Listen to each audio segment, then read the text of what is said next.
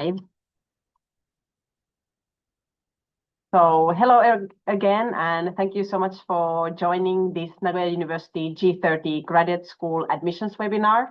My name is Ilona Seguchi, and I work here at the International Admissions Office. And today, I would like to very briefly introduce you to Nagoya University and the graduate programs that we offer in English. And then most of the time, I would like to spend on explaining the details of how to apply to our graduate programs and how to prepare a good application. And then at the end of the presentation, you can ask me any questions that you might have. And I'm also joined by a few of my admissions office colleagues. So if during my explanation you have some questions, then feel free to send your questions in the chat and my colleagues will reply to you. So let's get started with the presentation. So just a few words about Nagoya University. Hopefully everybody is already familiar with Nagoya University, but our university is one of the oldest and most respected universities in Japan. It's a designated national university chosen by the Japanese government to lead research and education in this central Japan region. So there are only about 10 designated national universities in Japan, and each of those have a kind of a special role to lead research in certain regions. Our kind of excellence in research is very well exemplified by the fact that researchers from Nagoya University have been awarded 6 Nobel Prizes in the last 25 years. So especially we are quite strong in research in the fields of chemistry and physics. We are also quite famous for other natural science research, such as earth science research, as well as medicine and automotive engineering. And we have done quite well in the rankings as well. We were ranked 3rd best in Japan a few years ago. And this year we are ranked the 5th best university in Japan according to the QS ranking. And in terms of student body, we are kind of a middle-sized university with about 16,000 students. And of those, 16% are international students. So if you come to Nagoya University, you will have many Japanese friends, but you will probably also have friends and students from your country as well. Now, if you are not yet familiar with Nagoya, Nagoya is actually the 4th largest city in Japan. It's located right here in the middle of the main island of Honshu in Japan, just a few hours from Tokyo, less than 1 hour from Kyoto and Osaka. It's a great place to be if you like traveling. And it's also quite a rich city. So it's a manufacturing hub of Japan. A lot of key industries like car manufacturing and aerospace industries are based here in Nagoya. So it's a nice place to be if you don't only want to study in Japan, but also want to work in Japan after your graduation. The thing I really liked about Nagoya is it's very sumiyasui. It's very easy place to live. It's not quite as crowded or expensive as Tokyo or Osaka. So it's a great place to be when you're a student, when you don't necessarily have so much funds for expensive rents and things like that. Now, moving on to talking about the G30 International Programs. So these are our international programs taught completely in English. We offer full degree programs, and there are 10 undergraduate programs, as well as 27 graduate programs, which will be the main focus of today's presentation. So I was reading through the questions you left in the Google Forms, and quite a few of you were interested in the G30 undergraduate programs. You can see the choices we have available here. Now, today's presentation is not focusing on this, but I recommend to go to our YouTube channel, Nagoya G30. There's a similar seminar like this explaining how you can apply to the undergraduate programs there. And just to mention that currently the applications are open for the undergraduate programs, and the deadline to submit your application is on December 3rd. But as I mentioned, today we will focus on talking about the graduate programs. So there are actually 27 graduate programs available in different graduate schools, as well as at the master's and PhD level. So here you can see kind of a summary of the programs we have available. You can see there are quite a lot of choices. If you are interested in master's programs, then you can take a look at the programs here, marked with M. And some programs also offer an opportunity to do a doctoral degree. So that's the D here. And I would like to remind you all to be careful that when you apply to Nagoya University, you can only apply to one graduate school and one program at a time. So some of our programs are available in different graduate schools. So when you are preparing your application, and especially when you are choosing your research groups, please be careful to choose the right graduate school and the right research group from that graduate school. We are a little bit in between of updating our web page. So if you go to the web page now, you will see this kind of screen with a selection of programs and kind of a summary for each program, like a summary page with different graduate schools. But next week, we will be updating our homepage, and I will show you how the new homepage will be. So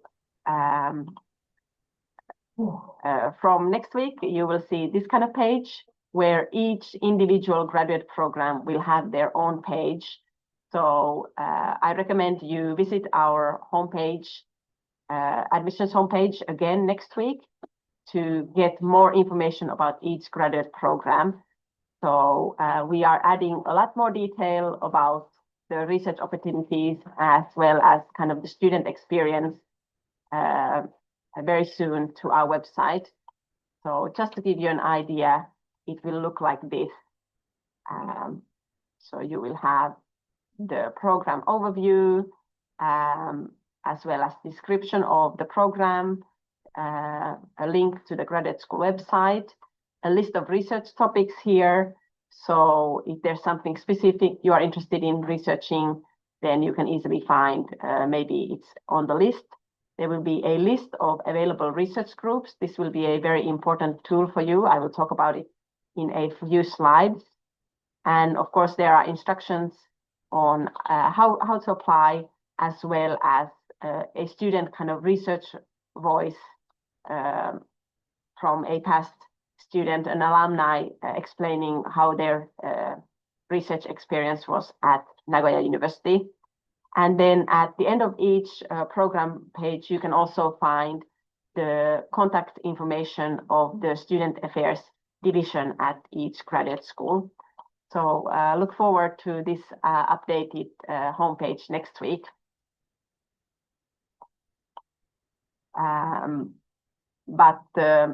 Yes, as always, I don't have quite enough time to go over each one of these programs today.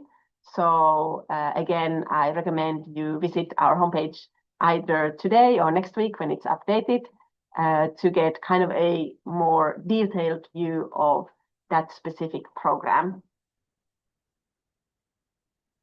Also, I get a lot of questions always about tuition and scholarships. So I wanted to mention that before we start talking about the admissions. One thing to kind of emphasize and to mention is that living and studying in Japan is much more affordable than people kind of have an image in their mind. So especially national universities like Nagoya University offer a very reasonable tuition fee. You can see our tuition fee about $3,600 is almost 10 times smaller than in a lot of other popular study destinations like UK or United States. So not only do we offer all sorts of scholarships, but also like living expenses and tuition fees are quite reasonable in Japan. But since today's presentation is not really about the scholarships in detail, I would like to give you this recommendation for anybody who was asking questions about scholarships or is curious to learn more about the scholarships that Nagoya University has to offer. I would recommend you to check our scholarships and financing university studies in Japan webinar on YouTube. So this is a webinar like this I gave a few months ago. It's about 1 hour long, and it goes over all the different choices you have, from scholarships to tuition exemption to opportunities to work at the university. So that is very packed with useful information. Now, let's move on to today's main topic, which is about the G30 program admission schedule, or the admissions process. So here you can see some important dates. So our graduate programs basically have 2 application rounds, but only the first application round in January is open for all programs. So the first round of applications will start on January 6th, and then you have until January 14th to submit your application. So please bear in mind that the application period is a little bit limited in terms of time. Now, if you are not somehow ready to apply in January yet, then some programs open a second round of applications in May, from May 8th to May 21st. But this is a rolling admissions round, so it means that if a program was not able to kind of fill their seats with students in the first round, then they might open in the second round. So that will be only a limited selection of programs. And you can see, if you go to our website, there will be a list from last year. So next year's list will probably be very similar. So the programs that opened a second round in 2025 are likely to also open a second round in 2026. But overall, I really recommend everybody to apply during the first round, when you don't have to worry about that. You can, all the programs are available. Now, here you can see the application flow for the G30 graduate programs. So as I mentioned, in January, the applications open, and you need to submit your documents online and then submit official hard copies either by post or digitally. So because the application period is kind of limited, it's really important that you prepare all your application documents in advance so that they are ready to be submitted in January. And this is the difference also between the undergraduate program applications and the graduate program applications. So you have to submit both the digital copies, the online copies to our application system, and the hard copies. So some documents need to be sent by post at the same time in January. Then you pay your application fee. We will take a look at your application here at the admissions office, and the professors will read it. And if they think that your application looks like it has potential, you might be invited to an online interview sometime in February. And the interviews are usually about 30 minutes. They happen online, so you don't have to come here in person. And the main content of the interview will be about your kind of research plan and what kind of research you want to pursue in Nagoya University. So be prepared to defend your research plan during the interview. Now, if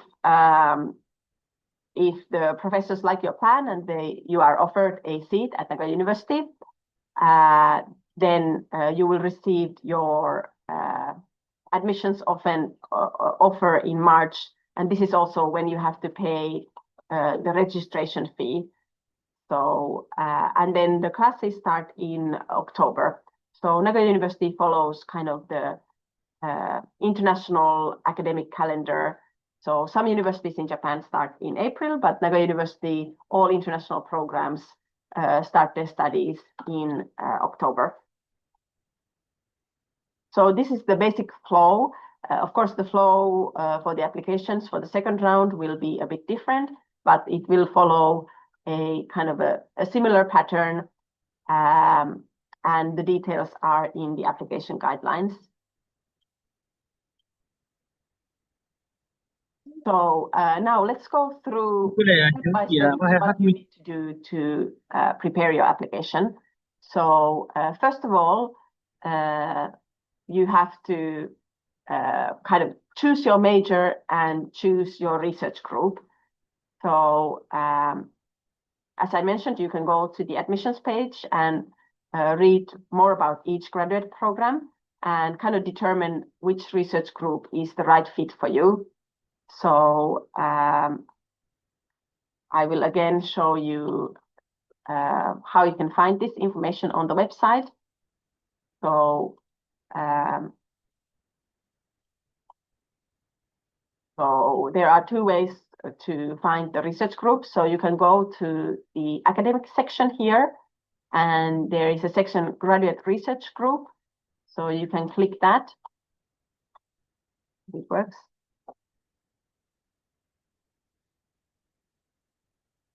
Slow.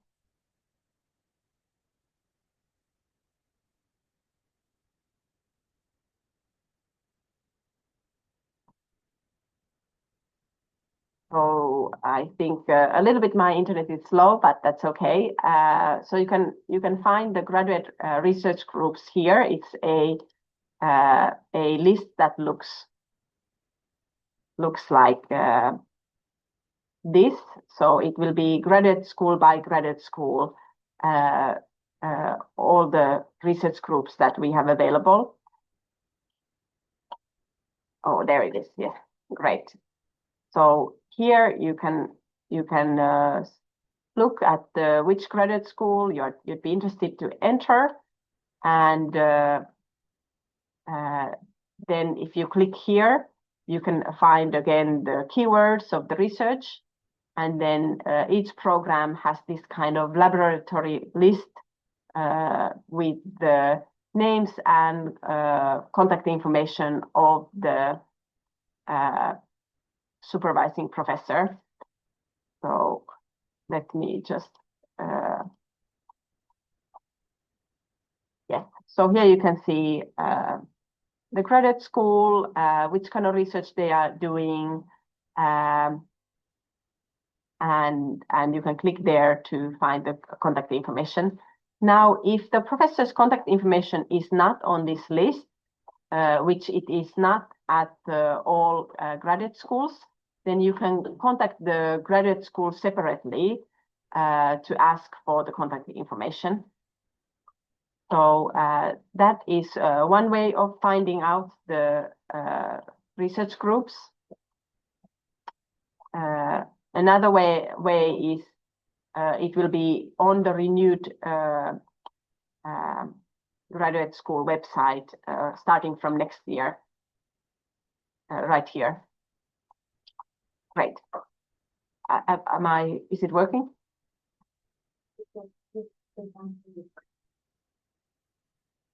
You cannot see? Okay. Yes, maybe. Oh, yes. Oh,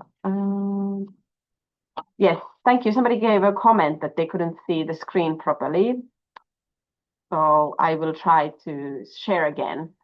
So I was just mentioning that you can find the list of the research groups here. If you click on the PDF, you will see the list of the laboratories available, or you can find it also from next week from the new website right here. So this is how you can like figure it out which research group seems like the best fit for your interest. Now, going back to the presentation. Sorry if I'm jumping a little bit between the website and the presentation today.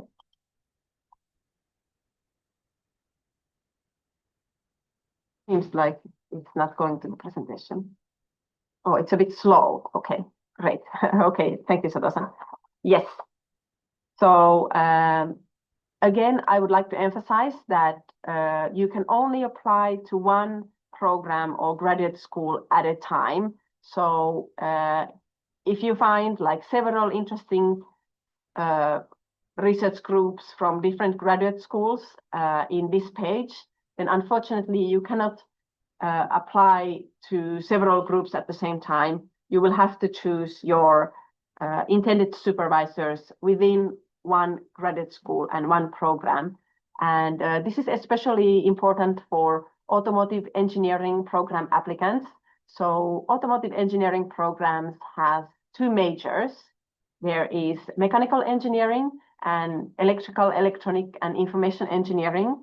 So when you apply, then please make sure that the research groups that you choose are only from one of the programs. So you cannot mix supervisors from the two different programs. And another thing to mention is that you can identify 3 different supervisors from 3 different research groups, which are inside the same graduate school. So you probably have like a first choice, some professor that you're most interested to work with, but then you might have some other groups also that sound interesting. So you can add those in the online application as well. Now, after you have chosen your research group, you need to contact the intended supervisor in advance. So most of our graduate programs, except for the economics graduate program, require applicants to make a pre-application inquiry before submitting their application. So the idea is that you need to ask the professor if they have space in their research group, and if the research plan that you are suggesting to them aligns with their research interests. So I wrote a very simple kind of example here of the type of email you can send. It can be very short and simple, just politely introduce yourself and explain a little bit about your kind of background and what kind of research you are interested in doing. You can also attach a short, simple research plan into the email, and then you can ask, what is the situation in your research group? Can I apply to be a student in your research group? And if the professor says yes, then you can go ahead and go forward with submitting your application. And this first inquiry is just your kind of getting in touch with the professor. It doesn't mean that you will be admitted even if the professor says that you can apply. So your admission decision will be based on the detailed application that you submit. Now, if you don't get a response in 1 or 2 weeks, then I recommend contacting another research group.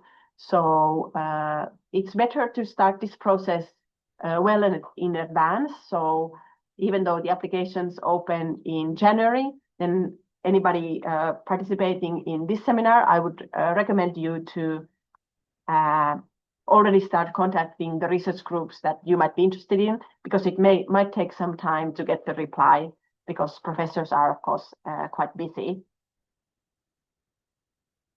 Great.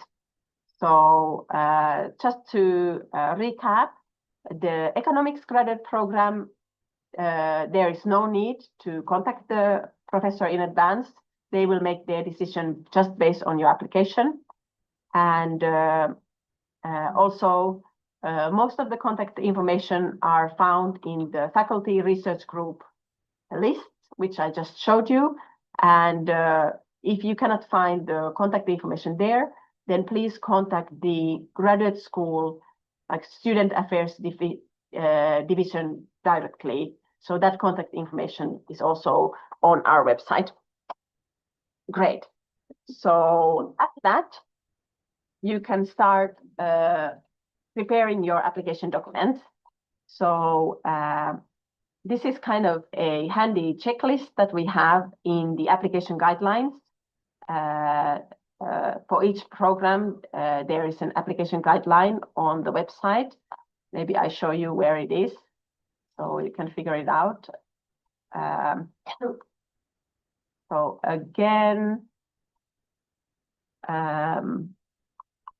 if you go to our website, then here there is an orange button at the right-hand corner. So you can click on it, and then after that you click graduate school, and then you will find the application page. So this application page contains all the information you need to prepare your application, and you will submit your application through our online application portal. So you can click here, and this is the portal where you submit your application. It will open on January 6th when the applications open, so you cannot access it yet. But here you can find information about the application schedule, the steps that you need to do, some detailed descriptions about each application document, what is required, as well as instructions on how to submit your application. And at the very end of the page, you will find the individual application guidelines for each program. So there's master's and PhD programs here. So please be careful to check the right programs application guidelines, because they are quite similar, but they might have some slightly different deadlines or some slightly different documents that you need to submit. So to prepare properly for your graduate school's application, then the document is a little bit long and might look a little bit daunting, but please read this document carefully. That is how you can submit a kind of a full application. So just before I mentioned that there is this kind of handy checklist here of the documents that you need to submit. So I think I will go through these documents somehow one by one to give you a better idea of what exactly you need to submit. So and here in the side you can see if the document is mandatory or optional, and so on. Now, the first application document that you need to submit to our online application system is your graduation diploma. So depending on whether it's a master's program or PhD program, it's either your bachelor's degree or your bachelor's and master's degree. Some of you asked if it's okay to apply when you are you have not graduated yet, you are still in your final year of bachelor's degree. So that is no problem. In that case, you just have to ask for a prospective bachelor's degree diploma from your university's like student affairs office.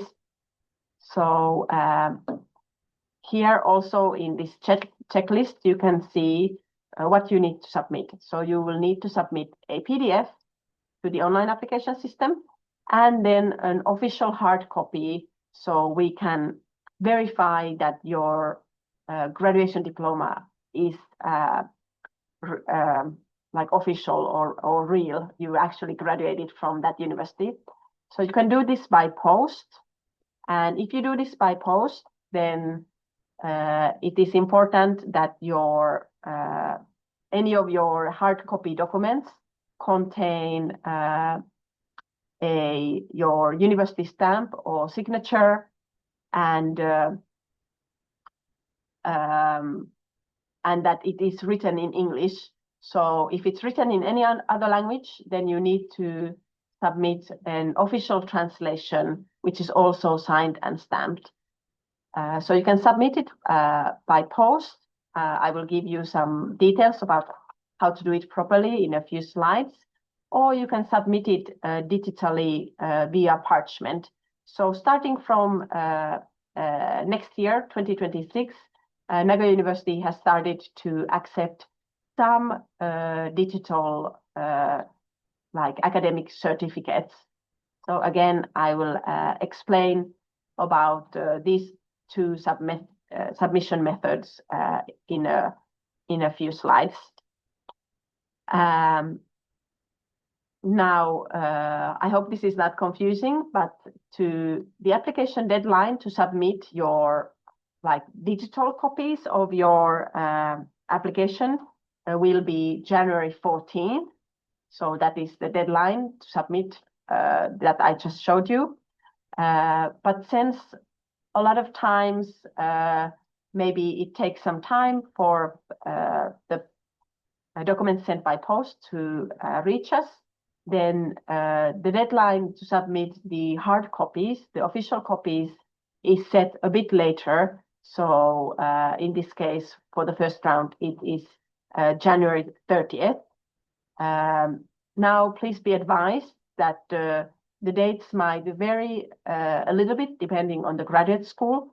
So take a look at the list and the application guidelines of your own graduate schools to be sure that you are submitting the documents during the right deadline.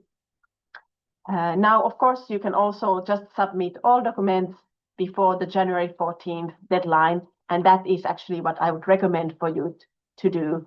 So you can feel confident that there is no problem for us to accept your application. Now, the second document that you need to submit is your academic transcripts, either from your bachelor's degree or your bachelor's and master's degree. And again, you need to submit a digital copy as well as a hard copy by post or via parchment. And it's really important that you attach the grade assessment standards to your application, because otherwise it will be difficult for us to evaluate your kind of academic performance, because there are many different types of grading systems in different universities. Then, since this is an English language program, we do ask you to submit English proficiency test scores. So I can show you in this same document. If you go a bit over here, there we go. You will find a list of the English language proficiency test scores that we accept. So you can submit either IELTS, TOEFL, or Duolingo, or this kind of SURF certificate. And here you can see the minimum scores you need to have to be accepted to the G30 program. So this is an important application document. Now, if your university education was completely conducted in English, then you might be exempt from submitting one of these English proficiency test scores. But in that case, it's really important that you submit some kind of proof stating clearly that the primary language of instruction at your university was English. Then going back into the checklist, and again, here we want to see a PDF copy of your English proficiency test scores, as well as kind of official version, either through the testing institution online or sent by post by the testing institution. So we don't accept any test scores that are just sent as kind of printed out PDF copies by post by the students. So it has to come from the test center. Then there is an optional document here called GRE. GRE is like SAT, but at university level. So in some countries, it's kind of common to take this examination. Again, this one you would have to submit as a PDF, as well as through the testing institution. If you have not heard or if you have not taken the GRE examination, then that is totally fine. This is not a mandatory document, and you do not necessarily need to submit this. Of course, online application form, you will fill it out in our online application system. A really important document is your research proposal. So I will give you some tips on how to create kind of a convincing proposal in a few minutes. Then we ask for a letter of reference. So you can submit one or two, and they should come directly from the referee, either through the online application portal or to our email, which you can find the email address in the application guidelines here. If possible, we really recommend all referees to submit through the online application portal. And the reference letters should be signed and stamped and written on the university's letterhead, so we can kind of verify that it's coming from the professor. And we would also like you to ask your professor to use their kind of university email address. So we do not accept reference letters from kind of a bit suspicious email addresses like Gmail or Yahoo or something like that. Then you need to submit a summary of your undergraduate graduation research or master's research if you are applying for the PhD program. If you haven't yet finished your graduation research, that is okay. You can kind of submit like your basic plan, what you're planning to do this year. For both the research proposal and the summary of the undergraduate research, it's helpful if you include references and citations so that the professors see that you are kind of well read in your own field of research. Now, if you have published some papers already, then you can submit those as part of your application. Also, if you have participated in some conferences and maybe you have a conference summary, you gave a presentation, then that is the kind of document that we recommend you to submit. But again, this is not a mandatory document, and most people in undergraduate programs have not yet published any research.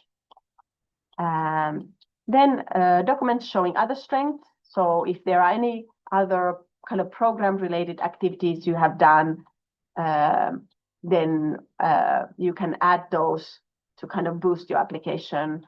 Or some students maybe submit additional reference letters or things like that. But again, that's an optional document.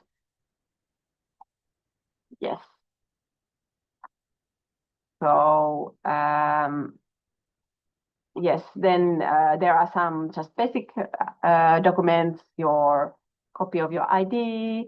If you're currently enrolled as a Nagoya University student, your certificate on enrollment.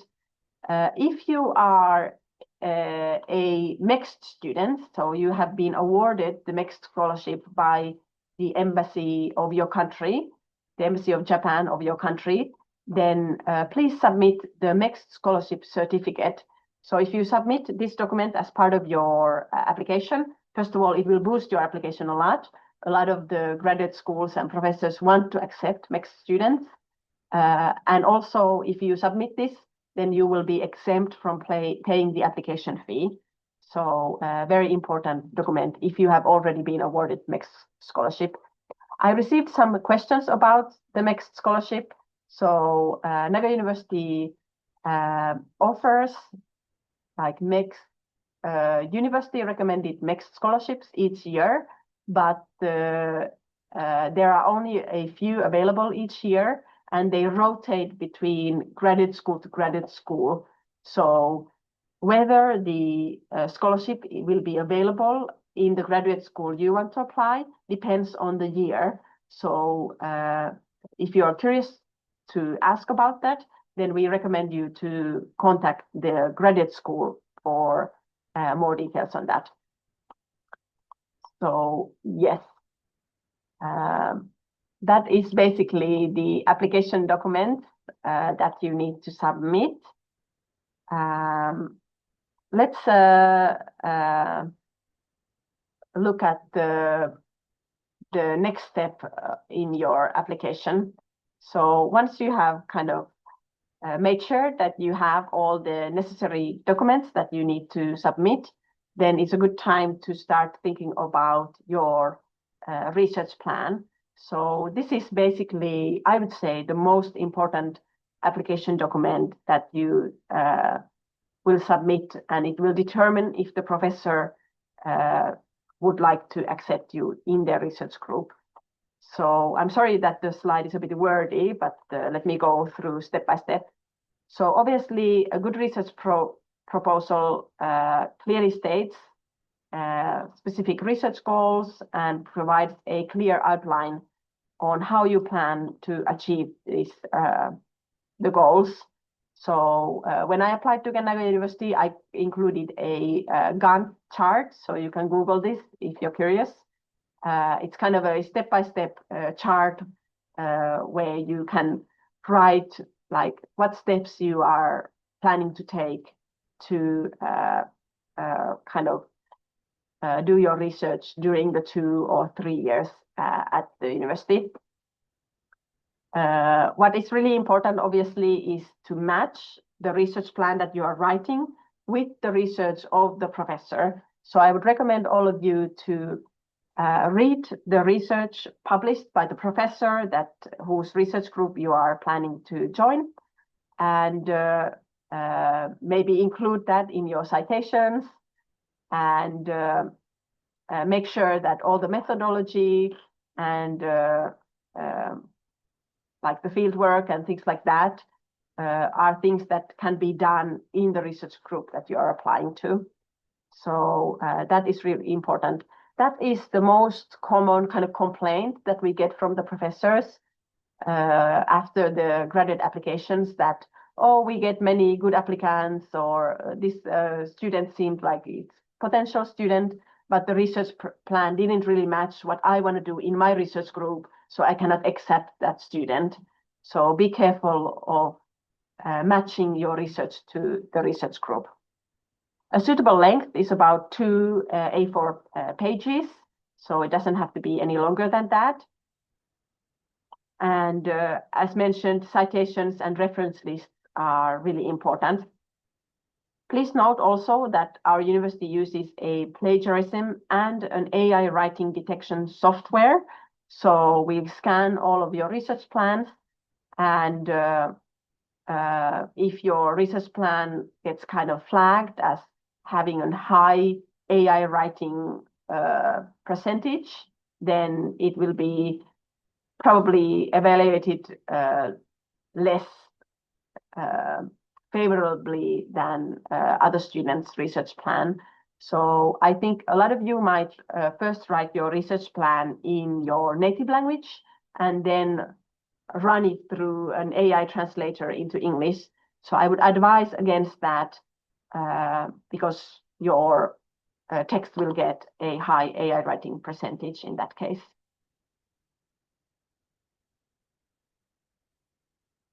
Now, I mentioned about submitting the hard copies. So those are some of the application documents. So especially your graduation diploma and your transcripts and your kind of grade evaluation grade list, which is attached to your transcript. So that you need to submit as a hard copy by post. If you do that, that's okay. Please send it with a registered mail service so you can keep tracking if your documents have arrived. And it should be sealed or signed by your university. And your full name, applicant ID, and program name should be written on the envelope. So just like in this picture here, so that we know who the documents are coming from. And here you can see the address. This will also be written in the application guidelines. Please also note that it might take some time for the post to arrive us. So I would recommend making sure that these documents are sent to us at least a week before the deadline, and preferably 2 weeks before the deadline. Some countries, the postal service is a bit slower than other countries. As I mentioned also, from this year, we also start accepting application documents like hard copies submitted digitally through parchment. So again, sorry if the slide is a bit wordy, but currently we are only accepting documents through this one service. So if you have completed your studies in Australia, New Zealand, India, Ireland, Japan, Spain, UK, Canada, or China, and you have accounts with either Equals, Digitary Core, MyCreds, MES Certif, or the Chinese CSSD, then you can share your academic statements through us online. And the way you do it is that you go to your digital credentials provider, and you select the documents you want to share. So probably your graduation diploma and your transcript, and you click share and send my documents to registered organization. And in January, you should be able to select Nagoya University from the list. So currently, we are still kind of registering to the system. So if you search now, then you will not be able to find us on the platform. So you will be able to search us only starting from, I think, late December. So if you cannot find us yet, then don't be worried. We will be there in a month or so. But the really important thing is that at this point, we only accept digital certificates from applicants who can use these services or the parchment digitary service themselves. I think probably this will be most useful for any applicant graduating from China, because all Chinese universities use this CSSD service. So if possible, Chinese applicants, we would like you to ask to submit your documents through this service. And if your school is using some other service to kind of provide digital certifications, then unfortunately, we cannot accept that at this time. Perhaps in a few years, we will update the rules. But at this time, we are only using this service. If you're from a country that only only supplies digital certifications. Countries like maybe Sweden and Norway don't anymore issue paper certificates. Then you should contact the graduate school in advance and explain your situation. Now, yes. I'm just checking if I touched on all of the topics I want to touch on. I think that I did. So I will take some questions now, but actually after this presentation and especially after next week, after the 27th of November, I would like you to go again to our website. The whole, all of the graduate school program sites will be updated with much more detailed information. And you will find also detailed admission guidelines and all the information you need to submit your application right here. But thank you so much for listening. Do the students who are currently here have any questions? You can just raise your hand and I'm happy to answer your questions.